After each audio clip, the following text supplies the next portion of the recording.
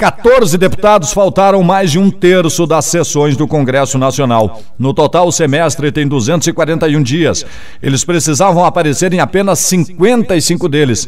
As datas das sessões deliberativas e um deles, inclusive, de 55 dias, ele faltou em 36. Impressionante. Está na linha conosco o repórter e redator do site Congresso em Foco, o jornalista Fábio Góes, falando com a gente direto de Brasília sobre exatamente esta matéria. Uma constatação daria para ser lamentável, principalmente se levarmos em consideração Eduardo Gomes, do PSDB do Tocantins, que faltou a 36 sessões até agora de 55 dias de trabalho. Chega a ser impressionante. Bom dia, Fábio, tudo bem?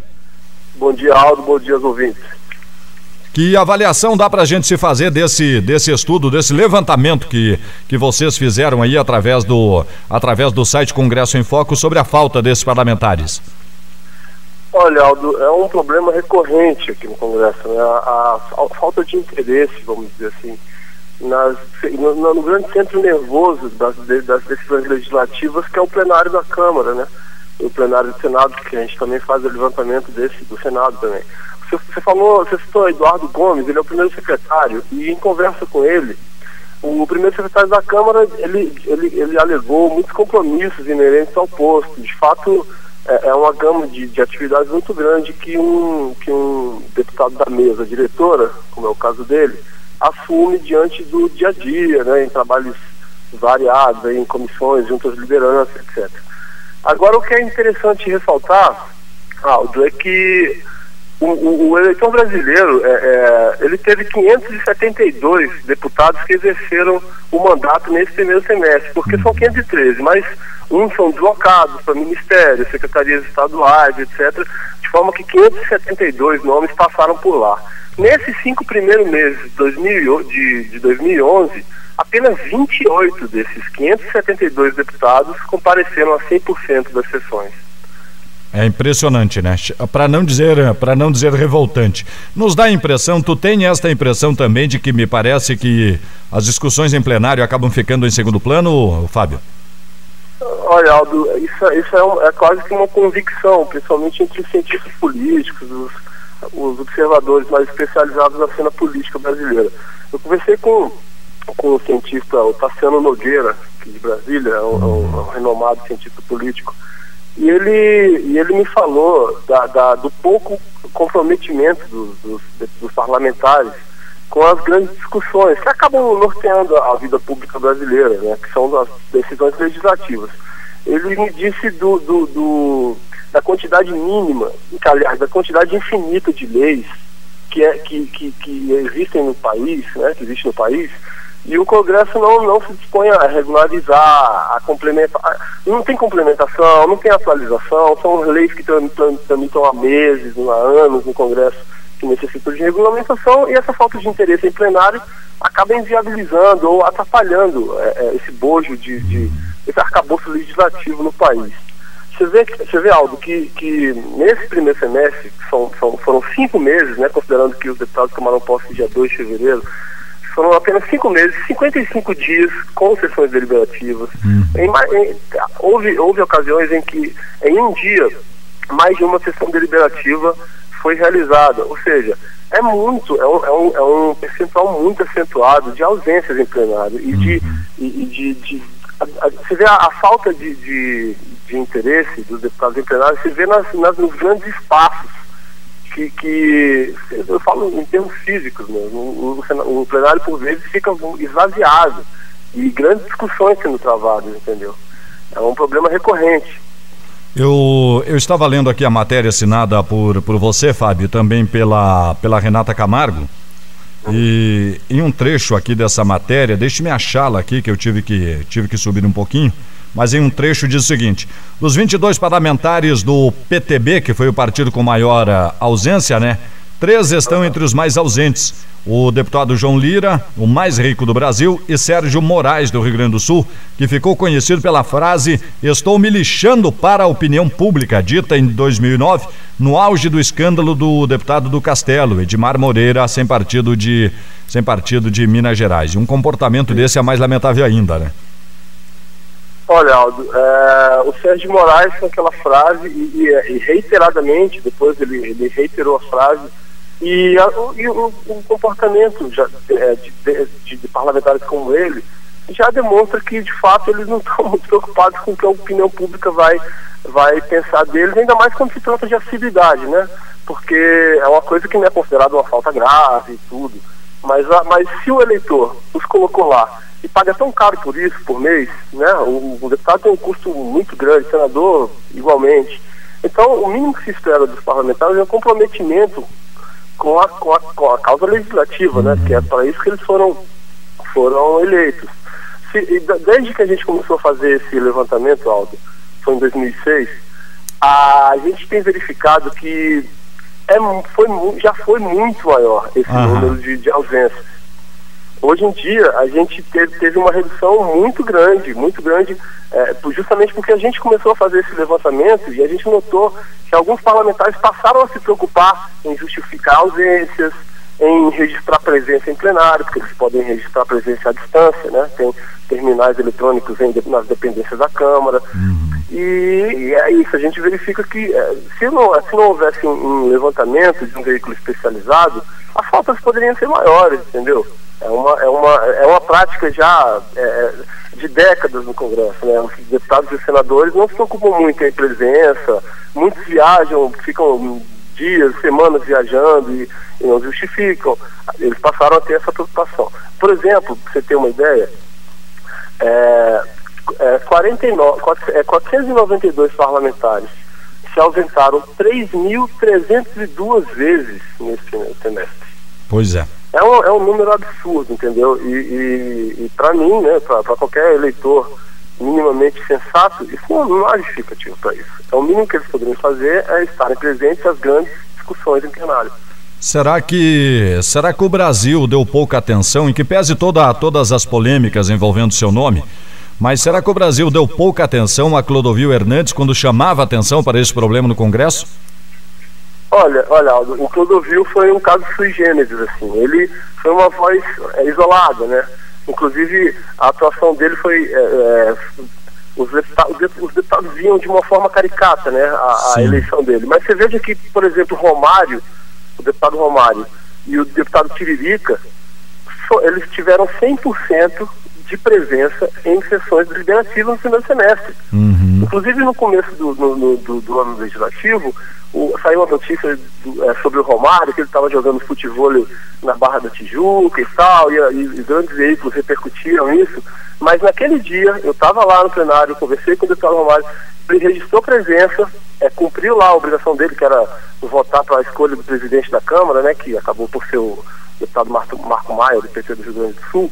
E o deputado Romário, ele cumpriu sua obrigação, por incrível que pareça, esteve presente na sessão e depois viajou ao Rio. E aí sim, ele, livre de suas incumbências parlamentares, né, pelo menos a inicial, naquele primeiro dia, ele foi lá e jogou sua peladinha e tudo, seu futevôlei. Mas em todas as sessões deliberativas desse primeiro semestre, o deputado Romário estava presente, o deputado Tiririca, que muitos ridicularizaram, até muitos torceram o nariz para a candidatura, para a eleição dele, ele também esteve presente em todos os projetos. Eu fiz uma reportagem sobre eles, e mais outros, vamos dizer assim, deputados celebridade, como o Danley, goleiro do Grêmio, o ator Stepan Essercian, eles tiveram uma participação muito significativa nesse primeiro semestre. Eles mostraram que estão lá, não estão a brincadeira não, apresentaram projetos, tiveram participação significativa em comissões, se mostraram interessados. O deputado Tiririca, que conversei com ele há cerca de menos de um mês, e ele disse que estava aprendendo muito, que estava disposto, entendeu? Então o caso, do seu exemplo aí que você citou, Clodovil, o caso não é questão de nome, não é questão do papel social de um parlamentar. Aqui o caso é o comprometimento do parlamentar, que foi eleito por um número grande de eleitores e causa um gasto muito significativo aos cofres públicos mensalmente, anualmente. O caso é isso, é o comprometimento desses parlamentares, que eles estão lá para fazerem leis, para discutirem as grandes questões da nação e respeitarem o eleitor, que é quem os coloca lá. Eu tive um sentimento logo depois da eleição do deputado Tiririca, de que quando a grande mídia colocava como o palhaço Tiririca, era exatamente no tom mais pejorativo da palavra. Não é nem pela sua origem, mas porque todo mundo era humorista. Tiririca era palhaço. Não sei se eu fui compreendido. Não, eu entendi. O caso é que a classe política, Aldo, nos últimos anos, alguns, né, não vamos generalizar também, alguns fazem o eleitor de palhaço, né? Então a própria classe política vai se desvalorizando e o Congresso é visto como um circo, vamos dizer, um circo de horrores, né? Porque verdade. A questão é muito mais trágica do que cômica. Então, quando um deputado, com toda a mordomia, com todo o aparato, com toda a estrutura e com tudo ao seu dispor para fazer um trabalho decente e produtivo para o país, quando esse deputado se nega a comparecer ao plenário, se mostra desinteressado, não justifica o voto que recebeu nas urnas, ele se desvaloriza e acaba virando uma figura cômica, né? Tragicômica, né? Melhor, porque dele depende, das decisões do parlamento, dependem milhões de brasileiros, muito na linha da pobreza, na miséria. E a falta de atenção com as grandes, por exemplo, o Código Florestal foi por ser uma questão que move muitos interesses financeiros de agricultores, etc. Foi uma votação cheia, foi um dia movimentadíssimo na Câmara, foi uma grande polêmica. Só que outros temas igualmente importantes, como a questão do fator previdenciário, que implica na situação dos aposentados, como a emenda 29, que versa sobre os recursos da saúde, essas questões não têm tido o comprometimento necessário. E quando tem votação, a movimentação em plenário é mobilização governista, porque eles estão em defesa dos interesses do governo. Ou o contrário, da oposição que não quer ver aquela matéria aprovada ou quer ver a matéria aprovada. Então, assim, não é propriamente por idealismo, que eles querem lotar o plenário para fazer grandes discussões. É por interesses próprios, interesses particulares, muitas vezes de grupos partidários, como me disse também o cientista político Tassiano Nogueira. Eles deixam de legislar grandes questões em benefício do povo para legislar em causa própria, né? São interesses menores que poderiam ser resolvidos em comissões temáticas, por exemplo, entendeu? Exato. Para encerrarmos, Fábio, que avaliação nós podemos fazer dessa legislatura em comparação à legislatura passada? Avançamos um pouquinho, não avançamos? Que análise dá para se fazer? Olha, ainda é muito incipiente uma análise sobre esses primeiros cinco meses, né, do primeiro semestre. Em questão de assiduidade, eu já falei aqui, desde que a gente começou a fazer esse levantamento, os parlamentares da Câmara, eles tiveram 3.762 faltas em sessões de deliberação. Em 2010, esse número foi 7.567. Foi mais do que o dobro, ou seja, há uma tendência a que as coisas sejam cada vez mais sérias, né? Porque a imprensa é vigilante e tudo. Em relação à pauta legislativa, a legislatura promete muito, né? A gente tem a questão do pré-sal, a própria questão do Código Florestal, ainda vai movimentar o Senado.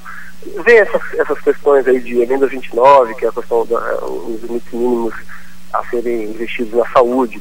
Tem fator previdenciário que mexe com muita gente, muitos aposentados. Tem a PEC 300, né, que fixa, iguala os salários dos policiais civis e militares, bombeiros também. Então, tudo indica, Aldo, que vai ser um ano uma legislatura muito movimentada em comparação com as outras.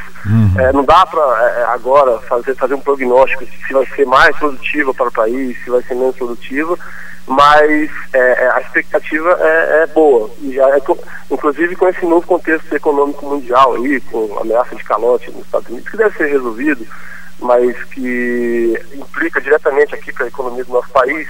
Então tudo indica que vai ser uma legislatura bem movimentada, Aldo, e tomara que os deputados acordem, e os senadores também acordem para essa necessidade que o nosso país tem como nação emergente e frequentem mais, né, o parlamento, que é o mínimo que eles podem fazer para o povo. Sem dúvida. Fábio, obrigado pela gentileza de nos atender, grande abraço.